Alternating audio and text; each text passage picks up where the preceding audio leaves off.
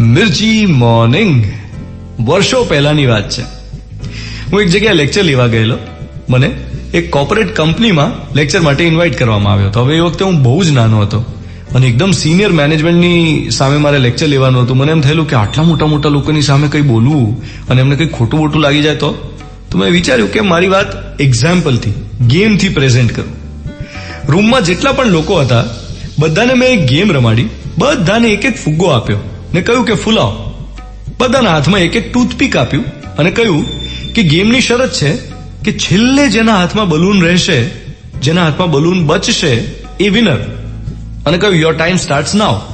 બધા એકબીજાના બલૂન ફોડવા લાગ્યા. ફટાફટ 1 મિનિટમાં તો બધાએ પેલી ટૂથપીકથી ફુગ્ગા ફટ ફટ ફટ ફટ ફટ ફોડી નાખ્યા.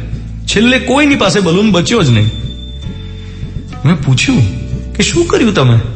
કેમ કોઈ વિનર કેમ ના બન્યું? જરા યાદ કરો મેં શું કહેલું. વિચારો કે કોઈ બીજી રીત હોઈ શકે જેમાં રમતના અંતે કોઈ વિજેતા બને તો કોઈને કંઈ ખાસ રિયલાઇઝ ના થયું. મેં કહું ચલો યાદ કરીએ. મેં એમ કહેલું કે છેલ્લે જેના હાથમાં બલૂન રહેશે એ વિનર. મેં ક્યાં એમ કહેલું કે બલૂન ફોડો, ટૂથપીકથી બીજાના ફુગ્ગા ફોડો. જો તમે કોઈનો ફુગ્ગો ફોડ્યો જ ના હોત તો બધાના હાથમાં બલૂન રહેત અને બધા જ વિનર્સ સાબિત થાત.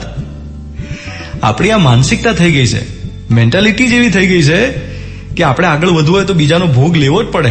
અને કોર્પોરેટ્સમાં તો આવું બહુ જ જોવા મળે છે. એના પછી તો બીજી ઘણી બધી વાતો થઈ. મારું લેક્ચર પત્યા પછી એક સિનિયર વાઇસ પ્રેસિडेंट એ कंपनी મને મળવા આવ્યા. મને કહે जो बात मैं 20 साल में नहीं समझ पाया तुमने 2 मिनट में बता दी. मेरी तो रिटायरमेंट सुधर गई. और मैं एमने एम कીધું मेरा लेक्चर सुधर गया. Thank you. You are listening to Mirchi. હું છું ધ્વનિત તમારી સાથે. બોલો તમારો દિવસ સુધર્યો કે નહીં? Good morning my dear.